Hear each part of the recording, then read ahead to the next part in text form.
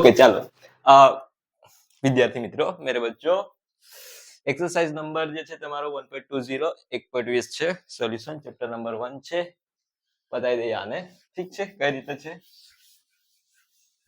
તો કે પહેલા દાખલો સમજી લઈએ a 5% solution by mass of can sugar in water has freezing point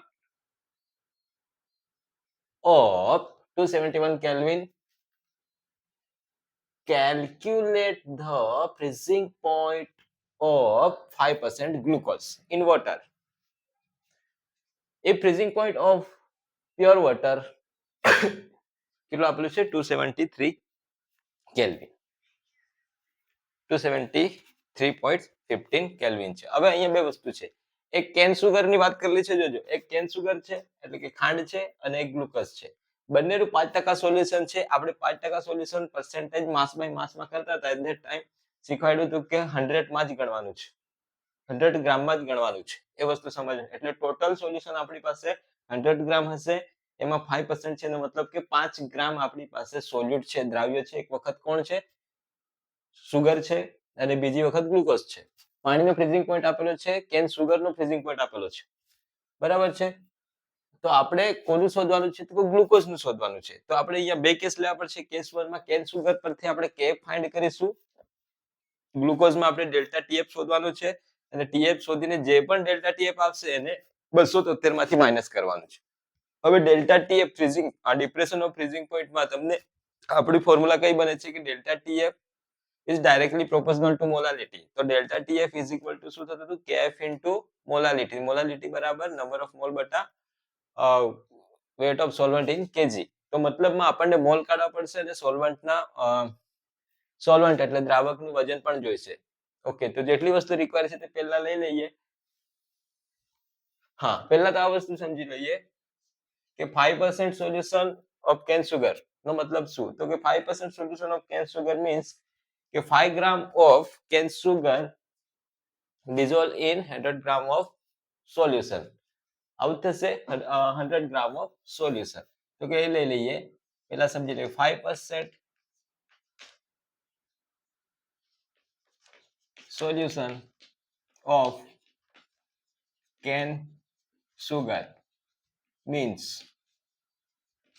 શું થશે કે 5 gram of C આ થશે C12H22O11 આ થશે ને કેન સુગર ખાંડ okay 11 is dissolved in 100 gram of solution આ થશે આનો મતલબ કે 5 ગ્રામ આપણી પાસે સોલ્યુટ છે 100 ગ્રામ 5 ગ્રામ સોલ્યુટ છે અને 100 ગ્રામ ટોટલ સોલ્યુશન છે ઓકે તો બંનેનું વેટ અલગ અલગ થશે કેમ કે આપણું સોલ્યુશન ઇઝ ઇક્વલ ટુ શું થાય તો કે સોલ્વન્ટ પ્લસ સોલ્યુટ એટલે કે દ્રાવક વત્તા દ્રાવ્ય થશે ઓકે ધેન અહીંયા હું લઈ લો એક દ્રાવક માટે લઉં દ્રાવ્ય માટે લઉં બે સોલ્યુટ લેવા પડશે બે દ્રાવ્ય લેવા પડશે કયા કયા એક તો કેન સુગર અને એક ગ્લુકોઝ છે બંનેમાં 5-5 ગ્રામ જ આવશે વજન ઓકે તો પહેલા અહીંયા લઈ લઈએ સોલ્વન્ટ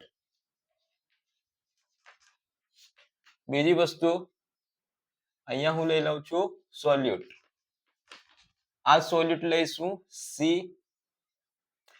C12H22O11 લઈશ એટલે કે કેન સુગર માટે વાત કરીશ અહીંયા વાત કરીશ ગ્લુકોઝ માટે આ બી સોલ્યુટ જ છે સોલ્યુટ એટલે પણ આ કોઈ C6H12O6 આ ગ્લુકોઝ ની વાત છે અને આ સુગર ની વાત છે આ ગ્લુકોઝ છે અને આ સુગર છે આ સોલ્વન્ટ દ્રાવક કોણ રહેશે આપણી પાસે વોટર છે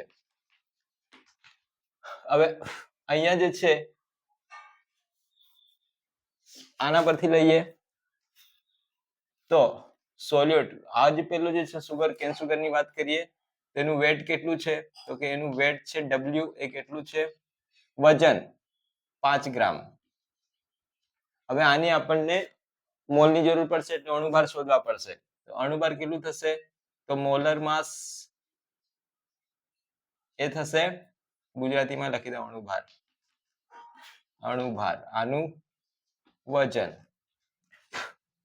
અણુભાર અને વજન અણુભાર કેટલો થશે તો કે અહીંયા C12H22O11 છે, તો આ કાર્બન ના તમારા થઈ જશે 12 × 12 થશે, હાઇડ્રોજન ના 22 થશે, અને આના 11 × કેટલા થઈ જશે 16, 11 × 16 થઈ જશે. ઓવરઓલ આનું આપણે આખું કેલ્ક્યુલેશન કરીશું તો આપણને મળી જશે 342 ગ્રામ પર મોલર માસ. મોલર માસ શું મળશે એટલે કે અણુભાર ગ્રામ પર મોલ મળશે. આ એક વસ્તુ મળી, આની જરૂર પડશે. બીજું તો કે મોલ પણ જરૂર પડશે આના. તો મોલ શું આવશે?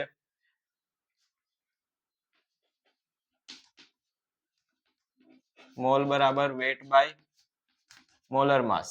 વેટ શું છે તો કે 5 ગ્રામ છે, 5 ગ્રામ છે, અને આ આવશે 342. તો આન્સર કેટલો મળી જશે આપણને? તો આન્સર કેટલો મળશે આનો? 0.046 થાય, 146 થાય છે, 146 મોલ મળશે. આ n મળ્યા. ઓકે, એ પ્રમાણે આનું કરી નાખીએ મોલ. વેટ કેટલું છે? વજન. તો કે આનું પણ W કેટલું છે? 5 ગ્રામ છે. અણુભાર મોલર માસ, અણુભાર ગ્લુકોઝ નો તો આપણને ખબર હોય C6H12O6 જે છે, આનો અણુભાર કેટલો હોય? તો કે આનો અણુભાર રહેશે આપણને 180 રહેશે. ઠીક છે, 180 ગ્રામ પર મોલ હોય. આ તો ખબર હોય, યાદ રાખવાનું. બીજી વસ્તુ તો મોલ કેટલા થશે આના? 5/180 થશે, એટલે કેટલા થઈ જશે આના mall? 5/180. n is equal to શું મળશે?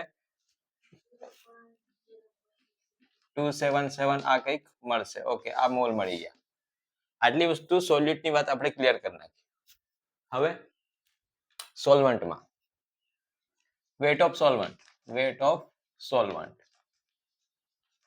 વેટ ઓફ સોલ્વન્ટ જે છે, હવે અહીંયા છે ટોટલ સોલ્યુશન આપણી પાસે કેટલું છે?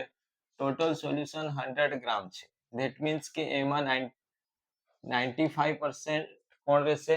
તો કે સોલ્વન્ટ રહેશે, અને 5% સોલ્યુટ છે. આ રીતે એનો રેશિયો રહેશે. તો ધેટ મીન્સ કે એનું વજન જે છે, આનું કેટલું વજન થશે?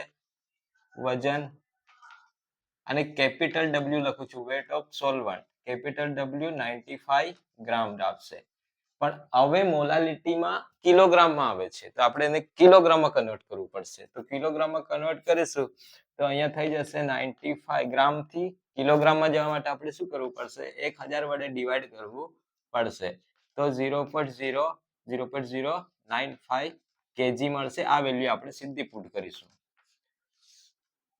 એક બીજી વસ્તુ આપેલું છે ફ્રીઝિંગ પોઈન્ટ ઓફ સોલ્યુશન.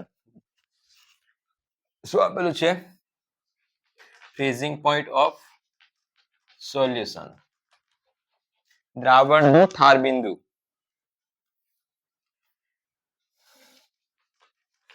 દ્રાવણનું ઠાર બિંદુ કેટલું આપેલું છે? તો કે 271 કેલ્વિન છે. પાણીનું ઠાર બિંદુ કેટલું છે? 271. Freezing point of water, pure water કેટલું છે? 273.15 કેલ્વિન. ઓકે, તો ડેલ્ટા ટીએફ કેટલું મળશે? Delta TF is equal two 273.15 minus 271 kelvin. તો ડેલ્ટા ટીએફ કેટલું થઈ જશે?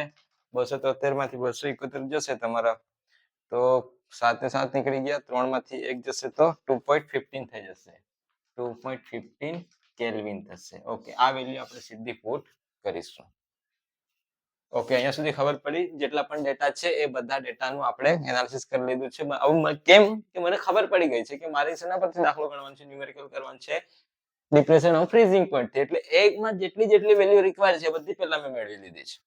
ઓકે, કશું ના કરો તો અહીંયા સુધી કરો તો એ માર્ક્સ તો મળવાના જ છે. ઓકે, તો અહીંયા લઈ લઈએ ડિપ્રેશન ઓફ ફ્રીઝિંગ પોઈન્ટ પરથી. કેસ 1, તો કેસ 1 કોના માટે કરું છું? સુગર માટે. સુગર, અને સુગર એટલે તમારો C12H22O11. આમાંથી KF ની વેલ્યુ લઈને પહેલામાં ડેલ્ટા TF માં મૂકવાની છે. ઓકે, કેમ કે અહીંયા ડેલ્ટા TF છે, તો delta TF is equal two, લાંબુ થશે પણ, delta TF into molality. Delta TF is equal two KF into molality. અને મોલાલિટી બરાબર શું થાય? તો કે મોલાલિટી બરાબર નંબર ઓફ મોલ બટા W1 ઇન kg માં. દ્રાવ્યના મોલ, આ સોલ્યુટ દ્રાવ્યના મોલ, અને આ દ્રાવકનું વજન. તો KF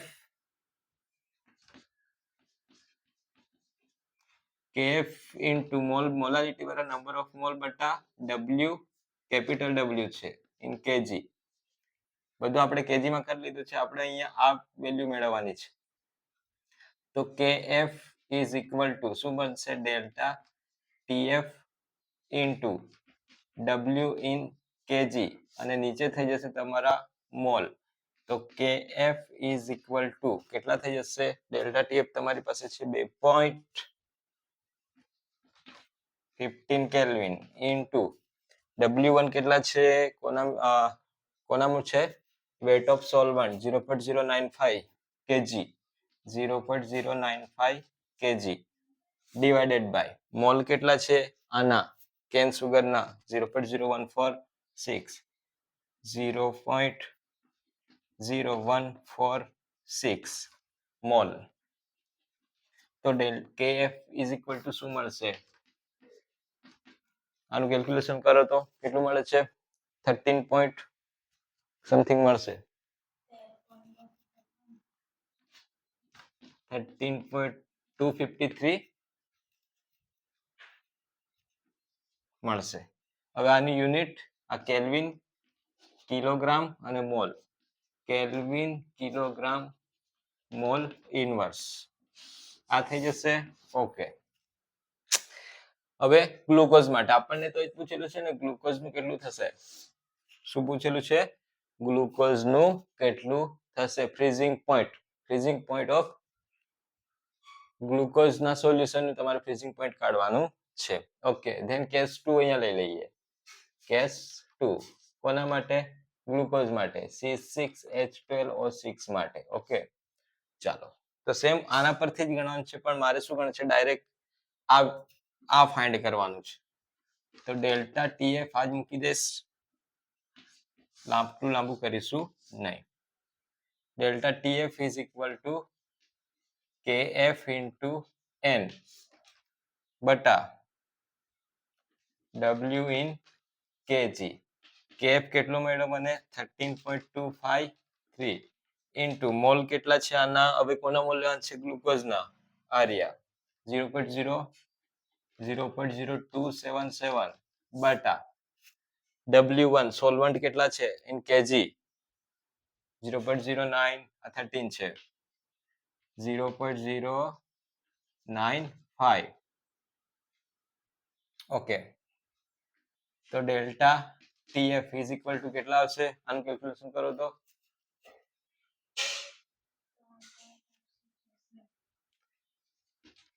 આનું કરશો તો મળશે તમને 3.864 કેલ્વિન.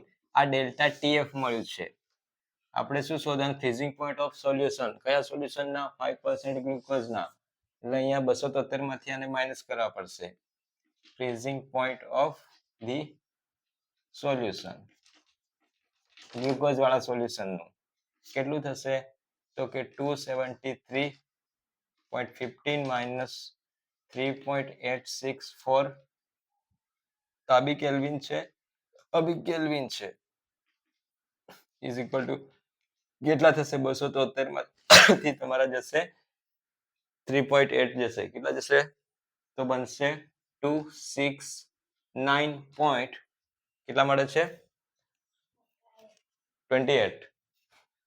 28 કેલ્વિન. પોઈન્ટ પછી થોડું આગુ પાછું થાય તો ટેન્શન નહીં. આ રીતે એક દાખલો કરવાનો. દાખલો આપણો ગણાશે કેસ ટુ આ ફોર્મ્યુલા પરથી. આ ફોર્મ્યુલા આપણી પાસે કેફ નથી. કેફ મેળવવા માટે મારે કેસ 1 ને સહારો લેવો પડ્યો. ઓકે, કેસ 1 નો સહારો લેવો પડ્યો. કેસ 1 માંથી કેફ ફાઇન્ડ કરી લીધો, એ વેલ્યુ મેં ત્યાં મૂકી તો મળી ગઈ. પણ એના પહેલા કેટલી વસ્તુ રિક્વાયર્ડ છે, ડેલ્ટા ટીએફ ની રિક્વાયર્ડ હતી એ ફાઇન્ડ કર્યું, W1 ઇન કેજી ની જરૂર હતી એ ફાઇન્ડ કર્યું, બંનેના મોલ ફાઇન્ડ કર્યા અને ફરી આમાં મૂક્યું. તો આ રીતે આપણને મળી જશે. ઠીક છે, આઈ હોપ કે તમને ખબર પડી ગઈ હશે.